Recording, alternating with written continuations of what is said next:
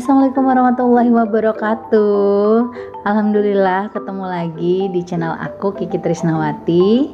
Oh ya, gimana nih kabarnya teman-teman semua? Semoga teman-teman selalu dalam kondisi sehat dan selalu diberikan lindungan oleh Allah Subhanahu wa taala ya. Amin amin ya robbal alamin. Ya teman-teman, hari ini aku mau membuat contoh budgeting untuk penghasilan harian, terutama untuk usaha warung kelontong ya teman-teman. Ya, jadi alasan aku membuat video hari ini itu karena beberapa hari ini di DM Instagram aku tuh banyak yang nanya, nggak banyak sih, cuma beberapa, sekitar 4 atau 5 orang gitu nanya gimana sih cara membuat budgeting untuk penghasilan harian, terutama yang berdagang gitu ya. Karena memang beberapa ini tuh ada yang nanya usahanya tuh kayak berdagang baju, berdagang kelontongan gitu ya, toko kelontongan, atau juga jualan makanan gitu. Dan aku juga sudah membuat konten reelsnya sebenarnya di Instagram, cuma kenapa aku bikin yang hari ini, supaya kalau di YouTube itu kan lebih panjang ya teman-teman durasinya. Terus juga kalau di sini aku akan menjelaskan step-stepnya gitu, bagaimana sih cara menghitung income-nya, bagaimana cara membaginya sebagai budgeting untuk harian kita, untuk keperluan seharian kita, bahkan bisa menabung gitu. Oh ya, tapi aku mau disclaimer terlebih dahulu ya teman-teman, kalau aku ini bukan financial planner, aku itu cuma ibu rumah tangga biasa yang setiap bulannya membuat budgeting untuk rumah tangga kami. Jadi aku mau mohon maaf kalau nanti di dalam video ini ada kata-kata yang salah, ada step-step yang salah, aku kembalikan ke teman-teman semua. Jadi aku mohon maaf,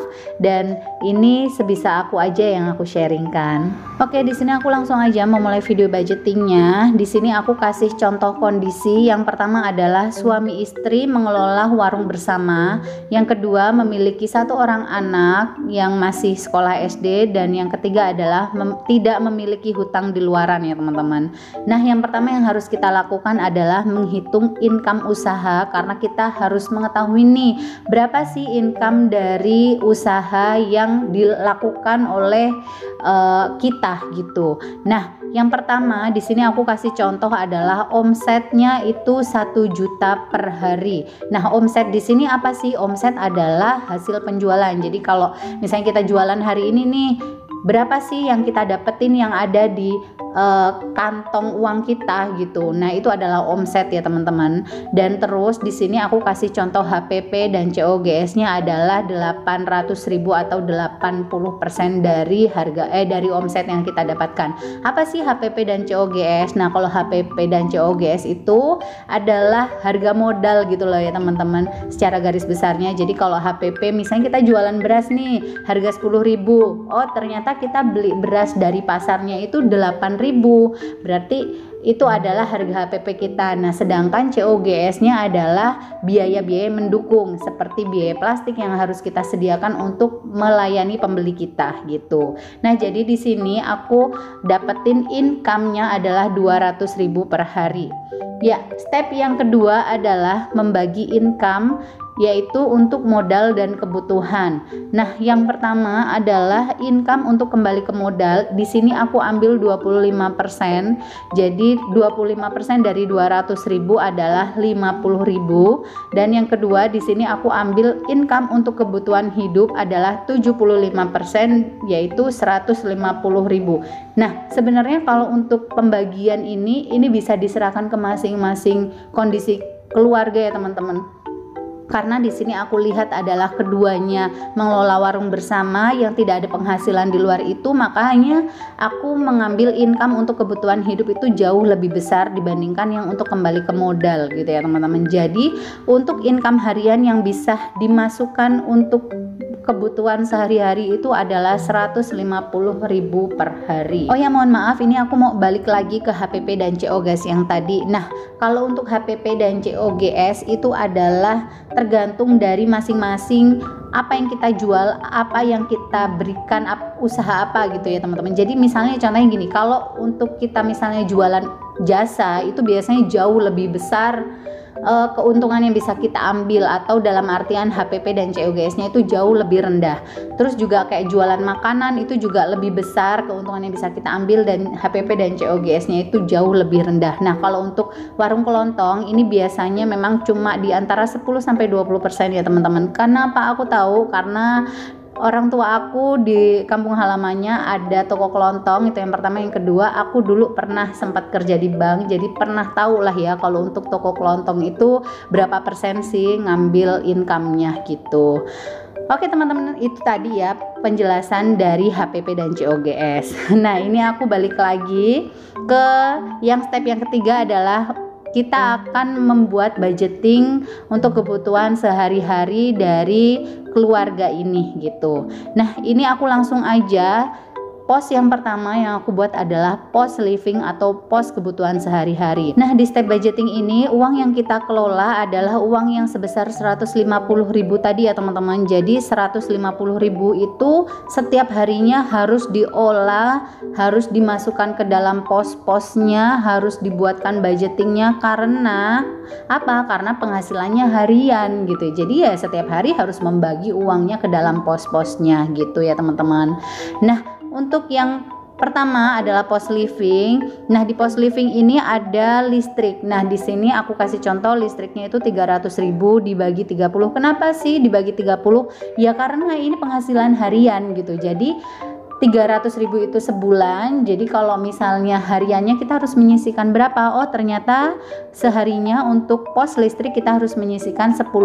Selanjutnya untuk pos gas 44.000 sebulannya. Jadi seharinya kita harus menyisihkan 1.500. Untuk kuota sebulannya 150.000.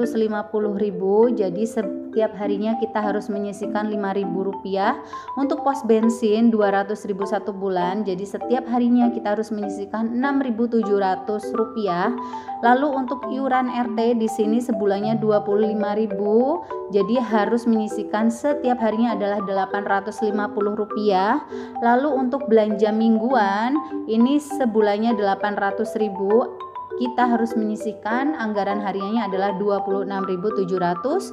Untuk belanja bulanan itu 300.000 sebulan. Jadi seharinya kita harus menyisihkan 10.000. SPP anak 400.000. Jadi setiap harinya harus menyisihkan 13.400. Jajan anaknya harus menyisihkan 10.000 dan uang pegangan harus menyisihkan 16.700. Nah, ini aku total untuk anggaran harian untuk kebutuhan sehari-hari itu kita harus menyisihkan sebesar 100.850 rupiah.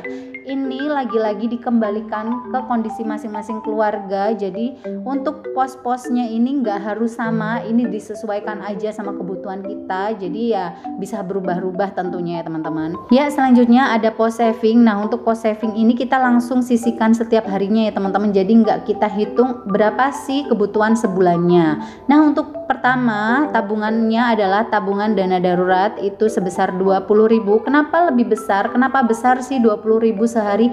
Karena keluarga ini dua-duanya mengelola warung, artinya bukan karyawan tetap yang memiliki asuransi kesehatan, yang memiliki asuransi yang lain-lainnya gitu. Jadi ya menurut aku dana daruratnya harus lebih besar. Nah, yang kedua untuk uang THR-nya atau tabungan THR yaitu 10.000 setiap harinya. Yang ketiga pajak atau servis kendaraan itu 3.000 karena di sini asumsinya beliau hanya memiliki motor. Terus selanjutnya adalah tabungan untuk investasi, terserah untuk mau beli rumah, tanah ataupun emas dan lain-lainnya, itu adalah sebesar 11.150 rupiah. Jadi anggaran harian untuk pos tabungan atau pos saving adalah 44.150 rupiah.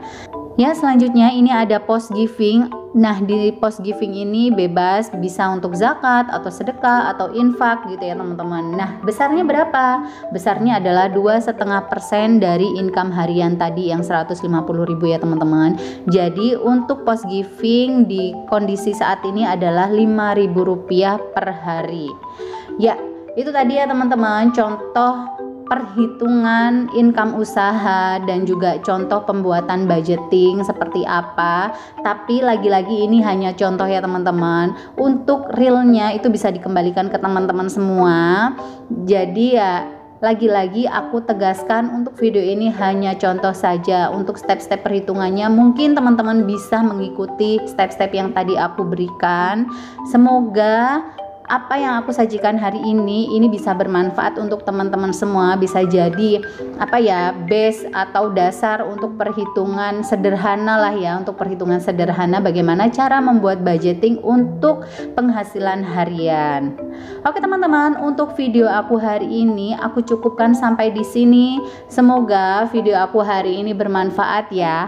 Oh ya, buat teman-teman yang belum follow Instagram aku, teman-teman boleh banget follow Instagram aku di @kikitrisnawati_, karena di sana aku sering banget ngebahas tentang budgeting, tabungan, sinking fund, saving dari perspektif ibu rumah tangga. Oke, untuk video aku hari ini aku cukupkan sampai di sini. Semoga video aku hari ini bermanfaat dan sampai jumpa di video aku selanjutnya. Wassalamualaikum warahmatullahi wabarakatuh. Bye semuanya.